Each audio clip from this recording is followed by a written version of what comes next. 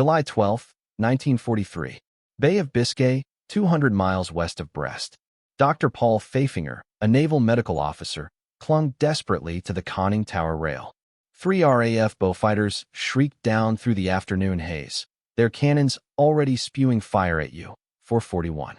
The doctor, a man whose command experience was limited to a medical ward, watched in horror as Captain Lieutenant Klaus Hartmann was struck by shrapnel, his blood blooming across the bridge plating. The urgent shriek of the diving alarm never even sounded. There would be no frantic crash dive this day. In a mere 30 seconds, 10 men would die, 13 would be wounded, and every officer, including the gravely injured Hartmann, would be incapacitated. Pfaffinger, whose naval combat training focused solely on mending wounds, not inflicting them, now faced an impossible task: navigating a crippled submarine, essentially a floating coffin, back to port through waters swarming with enemy aircraft. Hartmann would survive his wounds, but Pfaffinger's impromptu command would become one of the most extraordinary tales of the U-boat war. The terrifying shift from hunter to hunted had unfolded in less than 4 months. In February 1943, U-boats still possessed the luxury of detecting approaching aircraft with their METOX radar receivers, allowing ample time for a safe crash dive. By July, death arrived without a whisper of warning. The crucial window between detection and destruction, once a reassuring 2 to 3 minutes, had been brutally compressed to mere seconds. For the men of Germany's U-boat force, those fleeting moments between the first cry of aircraft and the impact of depth charges became the razor-thin line between life and death. The numbers paint a stark picture of this technological revolution. In 1942, German U-boats were devastatingly effective, sinking 1,094 merchant ships totaling 7.8 million tons, while losing only 87 submarines. This catastrophic exchange rate pushed Britain to the brink of starvation. Just 1 year later, the tables had turned completely. In May 1943 alone, the Kriegsmarine lost 41 U-boats, while sinking a paltry 34 merchant vessels. The reversal was so absolute that Admiral Karl Donitz, commander of the U-boat force, was forced to withdraw his submarines from the North Atlantic on May 24, 1943, effectively conceding defeat in the Battle of the Atlantic. What caused this catastrophic reversal? The answer lay in a technological arms race, measured in precious, disappearing seconds. The Type 7 U-boat, the backbone of the German submarine fleet, could execute a crash dive in an impressive 20 to 30 seconds under ideal conditions, reaching a depth of 25 meters in approximately 35 seconds. But these impressive specifications became utterly meaningless if the submarine received no warning of an approaching aircraft. The Allied introduction of centimetric radar in March 1943, a technology entirely undetectable by German equipment, obliterated that warning entirely. Suddenly, U-boat crews found themselves under attack before they even knew aircraft were present. The escape mechanism that had saved hundreds of submarines became irrelevant when there was simply no time to initiate the dive at all. The first chilling indication of this technological shift arrived on August 27, 1942. Oberleutnant zur See Hans-Joachim Hesse stood watch aboard U-94 in the Caribbean, meticulously scanning clear skies for any sign of danger. The submarine's METOX radar detector, a French-made device capable of detecting Allied radar pulses from 6 miles away, remained stubbornly silent. According to every instrument on board, they were alone. Then, Hesse heard it, the distinctive drone of aircraft engines, directly overhead. The lookout's desperate cry sent the crew scrambling. Less than 15 seconds elapsed between the first sighting of the American PBY Catalina and the order to crash dive. But 15 seconds wasn't enough.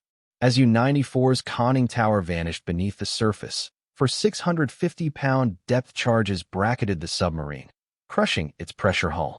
The Catalina's pilot, Lieutenant Gordon Fisk of VP-92, had approached from directly astern, exploiting the submarine's blind spot to achieve complete surprise. His after-action report noted, "Target attempted crash dive, but was too late." Those 2 words, too late, would tragically define the next 3 years of submarine warfare. In the early years of the war, U-boat commanders operated with comfortable margins of safety. Standard doctrine called for maintaining 4 lookouts on the bridge during surface operations, each meticulously scanning a specific sector of sky and sea. On a clear day, experienced lookouts could spot aircraft at 8 to 10 miles, providing a generous 3 to 4 minutes of warning. Captain Lieutenant Werner Hartenstein, commanding U-156, exemplified the effectiveness of these procedures throughout 1942. Operating in the South Atlantic, Hartenstein's lookouts successfully detected and evaded dozens of aircraft patrols. His war diary from September 1942 records a typical, reassuring encounter: 1,425 hours. Aircraft bearing 045. Distance approximately 8 miles. Alarm: crash dive initiated. First depth charges explode 90 seconds after submergence. Well clear of boat. A full 90 seconds of margin after submergence. This comfortable buffer allowed the entire bridge watch to clear the tower safely, the powerful diesel engines to shut down properly, and the boat to reach a safe depth before any weapons arrived. Statistics from this period confirmed German confidence. Between February and October 1942, U-boats operating in the Bay of Biscay completed 80% of their transits without being attacked. Even when caught on the surface, a remarkable 90% successfully crash dived to safety before weapons could be released. The introduction of ASV Mark II radar in early 1942 initially seemed manageable for the submarines. Its 1.7-meter wavelength radar could detect a surfaced U-boat at 10 to 15 miles, but its emissions were easily picked up by the German METOX receiver. Radio operators could discern from the radar's pulse pattern when aircraft had acquired them. The pulses would become steady instead of sweeping. This typically provided 2 to 3 minutes of warning before the aircraft arrived. However, Squadron Leader Humphrey Devereux understood the fundamental problem with night attacks on U-boats. Radar could track them to within a mile, but then contact was lost precisely when visual identification was desperately needed. The submarine would hear the aircraft engines, crash dive, and disappear into the darkness. Lee's solution was elegantly simple: mount a 22 million candela searchlight that would blast the target with light at the exact moment radar contact was lost. The first operational Lee Light attack occurred on June 4, 1942, when Squadron Leader J.H. Greswell, flying Wellington L of 172 Squadron, illuminated an Italian submarine, the Luigi Torelli, in the Bay of Biscay. Although the attack failed due to faulty depth charges, the psychological impact was immediate and profound. Darkness no longer guaranteed safety. The first successful Lee Light attack came a month later. On July 5, 1942, Pilot Officer W. Howell of 502 Squadron caught U-502 on the surface. Captain Lieutenant Jürgen von Rosenstiel, the submarine's commander, had less than 20 seconds from illumination to impact. When U-502 was sunk 6 days later, recovered documents confirmed the crew's sheer shock at being attacked without warning at night. The Lee Light dramatically compressed reaction time. A Wellington approaching at 120 miles per hour covered the 1-mile gap between radar failure and weapon release in just 30 seconds. Subtracting time for crew reaction and dive initiation, submarines had perhaps 15 to 20 seconds to get underwater, woefully insufficient to reach a safe depth. By early 1943, Operation Derange had deployed 131 aircraft equipped with Lee Lights in coordinated patrols across the Bay of Biscay. Admiral Donitz responded by reversing standard operating procedures, ordering boats to surface during daylight and submerge at night. But this merely shifted their vulnerability without eliminating it. March 1943 marked the true beginning of the end for U-boat operations. The introduction of ASV Mark III radar, operating at a 10 centimeters wavelength using revolutionary cavity magnetron technology, was completely undetectable by German METOX equipment. U-boat crews began reporting attacks without any radar warning, an impossible occurrence, according to German scientists who insisted no radar could operate at such frequencies. U-333 became one of the first victims on March 6, 1943, while crossing the Bay of Biscay. Captain Lieutenant Peter Kramer's official report sent shock waves through U-boat headquarters. No METOX warning. Aircraft appeared directly overhead without detection. Crash dive initiated under fire. Severe casualties from strafing. Within weeks, similar, terrifying reports flooded in from across the Atlantic. U-boats were being caught on the surface in broad daylight, at night, in fog, conditions where they should have been invisible. The mathematics of destruction were brutal. A B-24 Liberator equipped with ASV Mark III could detect a submarine at 15 miles and attack at 200 miles per hour. From first detection to weapon release took less than 5 minutes. Without any warning, the submarine might have a mere 5 seconds from visual sighting to impact, insufficient even to sound the diving alarm. The psychological impact was devastating. Crews who had relied implicitly on their detection equipment for survival suddenly found themselves blind. Trust in technology evaporated, replaced by a gnawing paranoia. Some boats began diving at random intervals, desperately hoping to avoid being caught on the surface. By May 1943, the Bay of Biscay had transformed from a transit route into what U-boat crews grimly called the Valley of Death.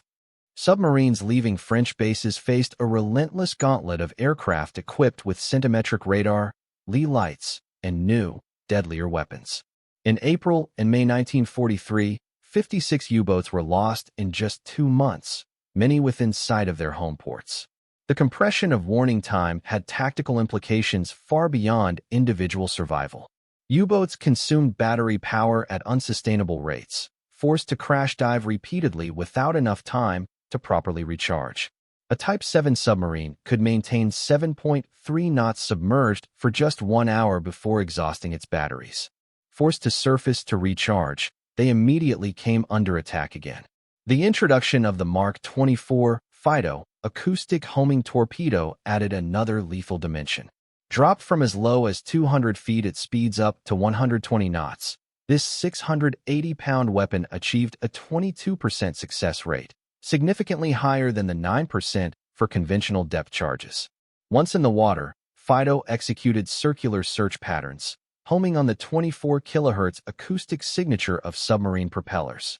Between May 1943 and the war's end, these terrifying weapons sank 37 submarines and damaged 18 more, often attacking U-boats that had successfully crash-dived beyond conventional weapon range. German attempts to restore technological balance consistently arrived too late. The Naxos radar detector, introduced in September 1943, could detect centimetric radar, but only at ranges of 5 to 8 kilometers. Insufficient warning when aircraft approached at 300 kilometers per hour. Furthermore, the device's delicate construction frequently failed under harsh combat conditions. The Schnorkel, adopted from captured Dutch designs and deployed operationally in early 1944, offered a partial solution by allowing submarines to run diesel engines while submerged. But this innovation came with severe limitations. Speed was reduced to 6 knots. The diesel exhaust created a visible plume, and the noise of engines running in the confined Schnorkel tube made acoustic detection of approaching aircraft impossible. Donit's desperate order of April 27, 1943, for U-boats to fight it out, with aircraft on the surface rather than dive, proved disastrous. Selected Type 7 submarines were converted into U-flak, boats with enhanced anti-aircraft armament. U-441's experience on July 12, 1943, starkly demonstrated the futility of this approach when coordinated attacks by multiple aircraft overwhelmed the submarine's defenses, despite its increased firepower. Initially, U-boat crews refused to accept that their technological advantage had vanished. When U-333 reported being attacked without radar warning in March 1943, other commanders dismissed it as equipment failure or crew error. The German scientific establishment stubbornly insisted that radar couldn't operate at wavelengths shorter than 50 centimeters.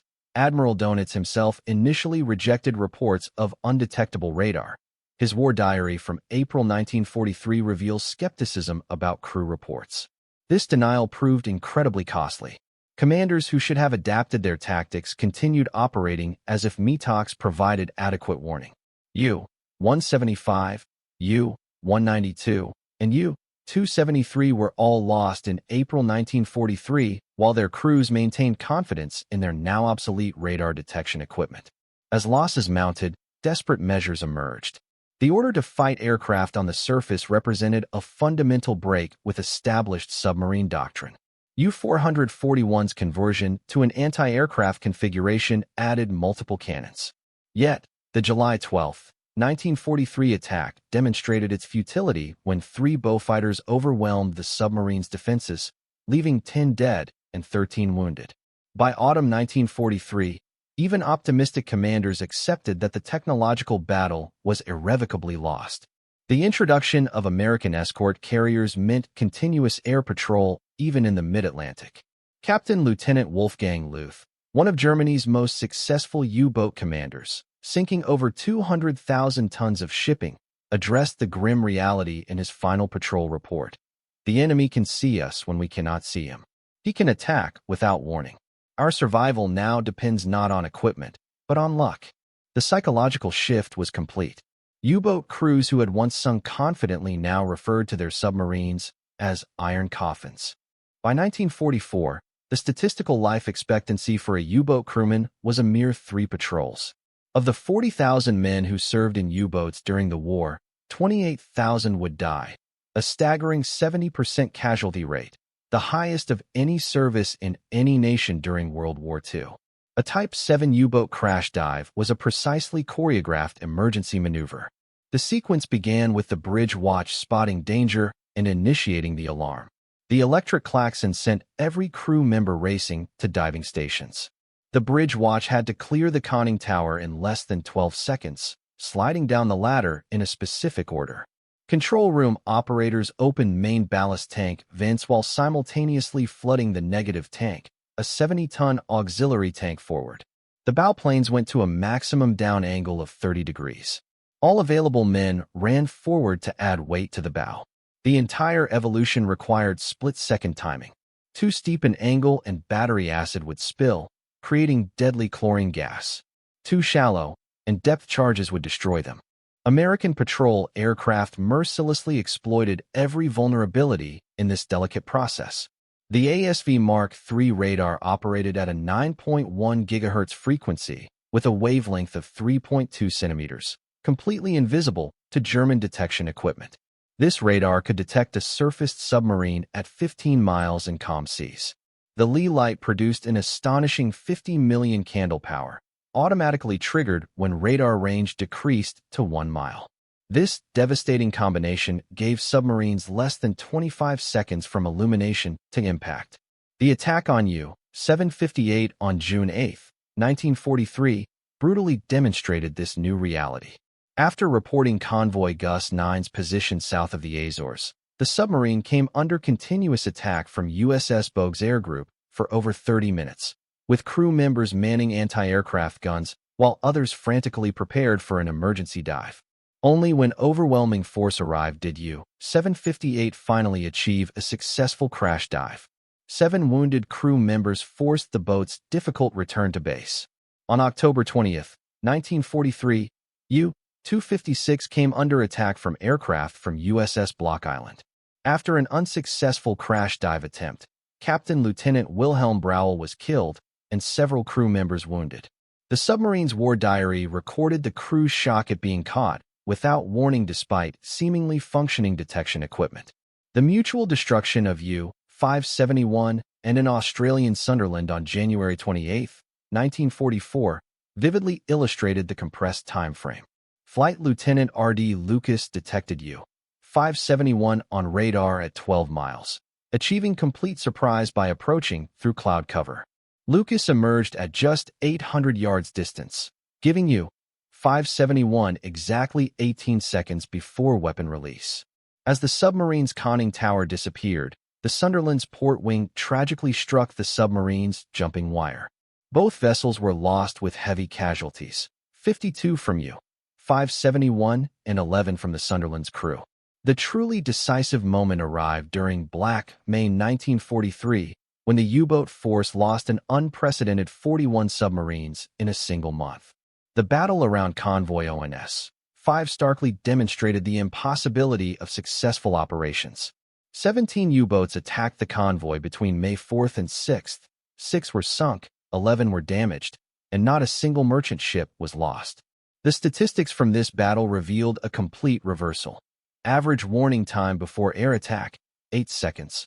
Percentage of successful crash dives when attacked, 31%. U-boats able to execute successful torpedo attacks, 0. Admiral Donit's diary entry for May 24, 1943, was a capitulation. The enemy's new location devices and weapons have torn our sole offensive weapon from our hands. The submarine war must be withdrawn until new weapons restore the balance.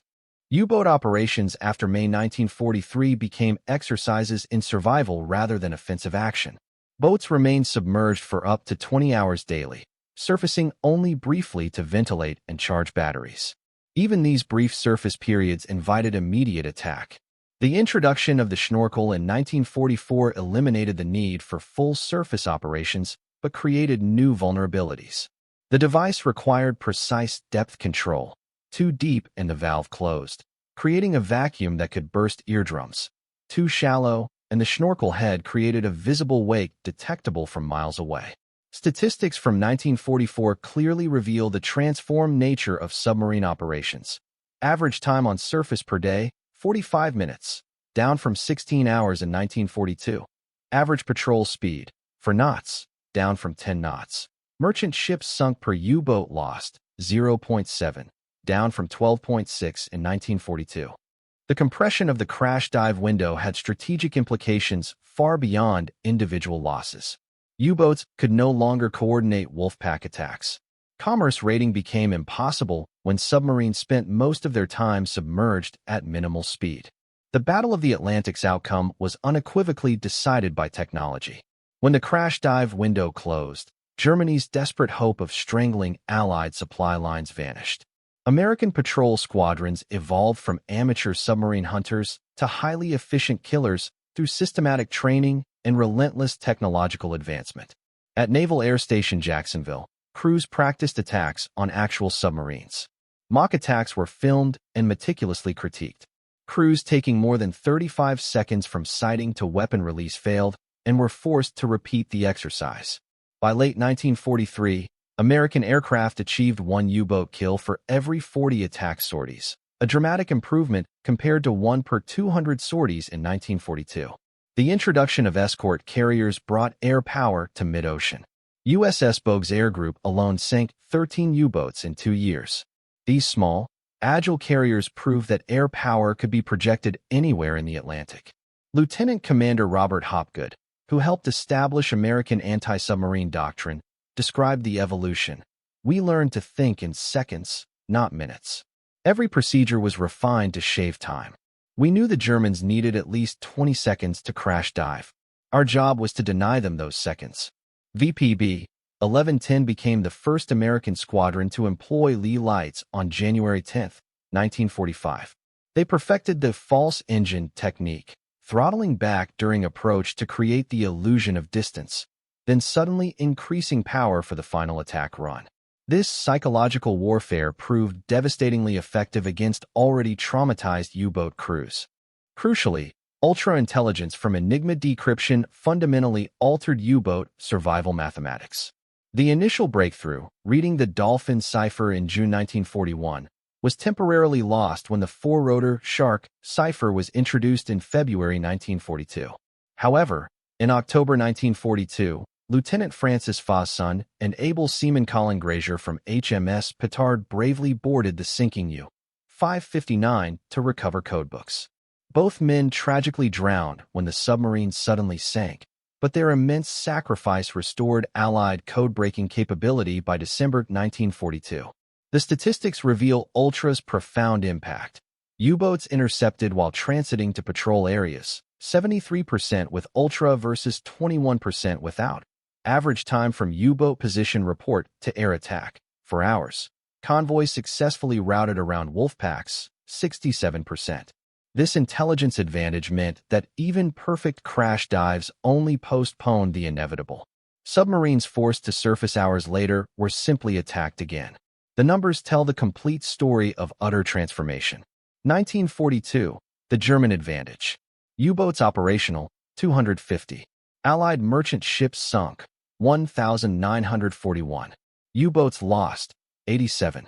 Exchange ratio, 12.6 ships per U-boat lost. Average warning time before air attack, 180 seconds. Successful crash dives, 89%. 1943, the turning point. U-boats operational, 425. Allied merchant ships sunk, 363. U-boats lost, 258. Exchange ratio, 1.4 ships per U-boat lost. Average warning time before air attack, 15 seconds. Successful crash dives, 31%. 1944 to 1945, the collapse.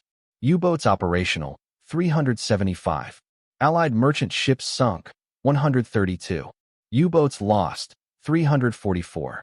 Exchange ratio, 0.38 ships per U-boat lost. Average warning time before air attack, 5 seconds. Successful crash dives, 15%. Of the 1,162 U-boats commissioned during the war, a staggering 785 were destroyed, a loss rate of 67.5%. Aircraft accounted for 250 of these losses, with another 100 attributed to combined air-surface attacks. The human cost was staggering. Of the 40,000 men who served in U-boats, 28,000 died, a 70% casualty rate, the highest of any service in any nation during World War II. Herbert Werner, who survived 5 U-boats and penned the haunting memoir Iron Coffins, described the evolution from confident hunters to desperate prey. We measured our lives in seconds, the seconds between detection and death. Those seconds were everything, and then they were nothing. Werner was one of only 7,000 to survive the war. His memoir captured the profound psychological toll. Decades later, he still suffered nightmares, shouting "alarm" in his sleep, forever crash diving in his dreams. Dr. Paul Pfaffinger, who miraculously saved U-441 after the July 12, 1943 attack, became a respected physician in Hamburg after the war. In a 1976 interview, he reflected, "I saved more lives in those 31 hours getting the boat home than in my entire medical career. We had perhaps 5 seconds warning when those Beaufighters attacked. 5 seconds between life and death." At a 1985 reunion of U-boat veterans in Munich, survivors candidly discussed their experiences. Reinhard Hartigen, who had commanded U-123 during successful operations off the American coast, reflected, "We went from being hunters to hunted in months. The technology that had protected us, the ability to disappear in seconds, was taken away. When those seconds were gone, we were simply targets." The U-boat experience offers critical lessons for contemporary warfare. Modern military systems often depend on technological margins as narrow as those crucial seconds. The lesson remains constant. Technological advantages are temporary. Any system dependent on a narrow time margin for survival is inherently vulnerable. Military planners meticulously study the U-boat collapse as a case study in technological disruption. Today's stealth aircraft, cyber weapons, and advanced submarine systems face the same fundamental vulnerability. The advantage they provide exists only until an effective counter is developed. The last Type 7 U-boat, U-995, stands today as a powerful memorial at the Labeau Naval Memorial near Kiel. Visitors can walk through the cramped compartments where men once counted seconds between life and death. A plaque near the conning tower reads, "In memory of the 28,000 German submariners who perished at sea." The story of the German U-boat's crash dive window represents one of history's clearest examples of how technology can determine the outcome of warfare. Between 1942 and 1943, Allied innovations compressed German reaction time from comfortable minutes to desperate seconds, and finally, to nothing at all. When centimetric radar eliminated warning entirely in March 1943, the U-boat force effectively ceased to exist as an effective weapon. The human stories embedded within this technological revolution illuminate the staggering cost of modern warfare. Dr. Paul Pfaffinger navigating a shattered submarine home after assuming emergency command. Crews manning anti-aircraft guns knowing they couldn't win. The mutual destruction of U-571 and its attacker. These moments reveal how technology transformed individual courage into statistical inevitability. The strategic implications extended far beyond individual encounters. When the escape window closed, it took with it Germany's only hope of strangling Allied supply lines. The Battle of the Atlantic, which Churchill famously called the dominating factor throughout the war, was decided not by seamanship or courage, but by the compression of time through relentless technological advancement. The U-boat entered the war with a reliable escape mechanism, the crash dive, which could save them from aerial attack. This tactical advantage profoundly shaped German naval strategy, enabling the devastating Wolfpack tactics that nearly brought Britain to starvation. But the same scientific progress that had given submarines their underwater refuge swiftly took it away through radar, sonar, and acoustic torpedoes. For the men who lived through this technological revolution, those disappearing seconds defined everything. They had trusted their lives to a narrow margin of time and watched that margin vanish. In 1942, they had minutes of warning. By mid-1943, they had seconds.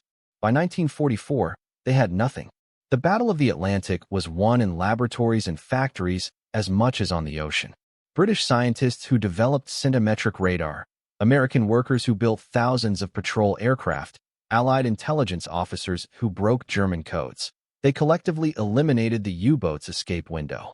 Their victory was methodical, not dramatic, technological, not solely heroic. Yet, within this technological struggle, humanity persisted. American air crews dropping life rafts to German survivors, U-boat crews remaining at their posts despite overwhelming odds, and even glimpses of mutual respect between enemies. These moments of human dignity amid mechanized slaughter remind us that even technological warfare cannot completely dehumanize combat.